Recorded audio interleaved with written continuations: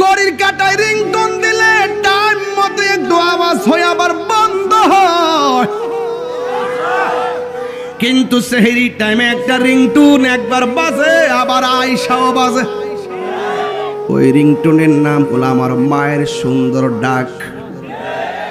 জীবনে কত মা দুঃখিনী আপনাকে শেষ রাইতে বলছে পুত্রে ওঠ, ডান কাত থেকে বাম কাতে গেছেন, আবার মা যাইয়া চুলার পারে নামাজের মুসল্লা বসাইয়া তাহাজ্জুদের নামাজ পড়ে আবার যাইয়া ডাক দিছে পুত্রি ওঠ, আর আধা ঘন্টা আছে।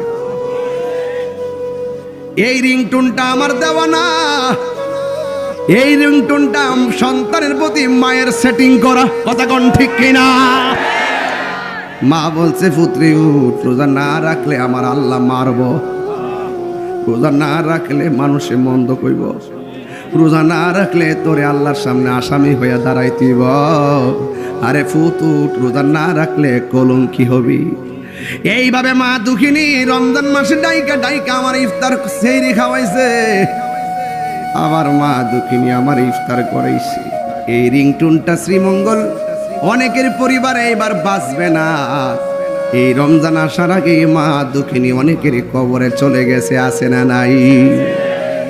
ও শ্রীমঙ্গলের বন্ধু, কি দিয়ে আওয়াজ বুঝাইতা? রমজান মাসটা সাধারণ মাস না। হাতের মধ্যে কোরআন নিলে বলতে পারতাম কোরআন রে কোরআন, তুমি নাজিলের মাসটা কি কোরআন বলে দিবে। শাহরু রমাদানাল্লাযী উনসিলা ফীহিল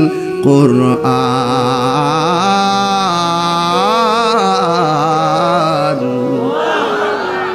কোরআন নাজিলের মাস হলো রমজান। সুবহানাল্লাহ। কোরআন তোমারে কোন সময় নাজিল করেছে? কোরআনের মধ্যে আল্লাহ বলে দিয়েছেন ইন্না আনজালনাহু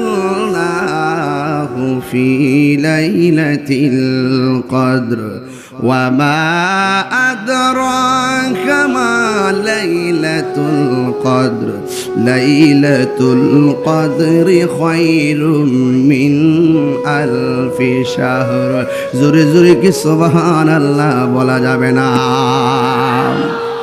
আল্লাহ নিশ্চয়ই আমি কোরআনটাকে লাইলাতুল কদরের রাতে নাজিল করি। আল্লাহু আকবার কোন কেন? ও বন্ধু আপনি জানেননি লাইলাতুল কদর রাতটা কি? আমার আল্লাহ বলে দিয়েছেন বন্ধু, এই রাতটা হলো হাজার হাজার মাসের চাইতে আরো উত্তম। এমন একটা রাইতে আমার আল্লাহ কোরআন নাজিল করে দিয়েছে। এখন প্রশ্ন করি ও শ্রীমঙ্গলবাসী, কোরআন যেই মাসে নাজিল হয়েছে মাসের নাম কি? আরো জোরে কোন? আমার আল্লাহ আরেক জায়গায় কয় ফামান শাহিদা মিনকুমুশ শাহরা ফালইয়াসমহু। আল্লাহ বলেন তোমরা যখন রোজার মাস পাইবা ওই মাসের মধ্যে তোমরা রোজা রাখবা। তাইলে রোজার মাসের নাম হলো রমজান, কোরআন নাজিলের মাস হলো রমজান। এই রমজানে একটা রাত আছে লাইলাতুল কদর, এই রাত্রে আমার আল্লাহ কোরআনকে নাজিল করেছে।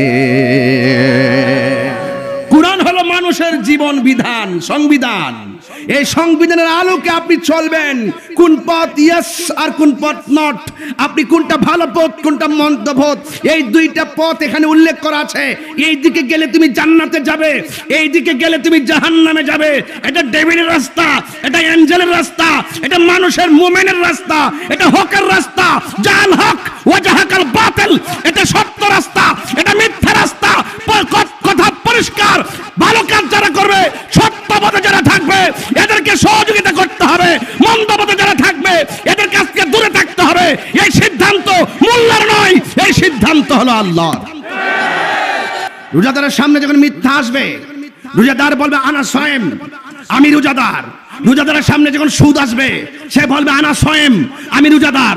রোজাদারের সামনে যখন ঘুষ আসবে সে বলবে আনা সয়েম, আমি রোজাদার। রোজাদারের সামনে যখন গীবত আসবে রোজাদারে বলবে আনা সয়েম, আমি রোজাদার। রোজাদারের সামনে যখন বুহতান আসবে সে বলবে আনা সয়েম, আমি রোজাদার। রোজাদারের সামনে যখন জিনা আসবে তখন সে বলবে আনা সয়েম, আমি রোজাদার। এইভাবে যখন এই প্রত্যেকটা গুনার সামনে রোজাটা ডাল হয়ে গুনাহগুলোকে ফিরিয়ে দিল।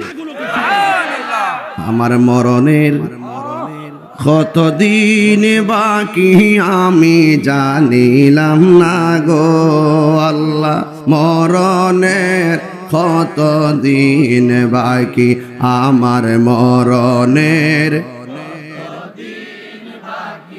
আমি জানিলাম না গো আল্লাহ, মরণের কতদিন বাকি। আর আজরাইল আসিয়া যখন হস্তে দিবা দরি, আজরাইল আসিয়া যখন হস্তে দিবা দরি, তখন আমার মনা ভাই করবা লুকালুকি আমি জানিলাম না গো আল্লাহ, মরণের কতদিন বাকি আর মরণের কতদিন নিলাম না গো আল্লাহ, মরণের কতদিন বাকি। যেই জায়গা যার মরণ লেখা সেই জায়গা সে মরে আমি জানিলাম না গো আল্লাহ, মরণের কতদিন বাকি আমার মরণের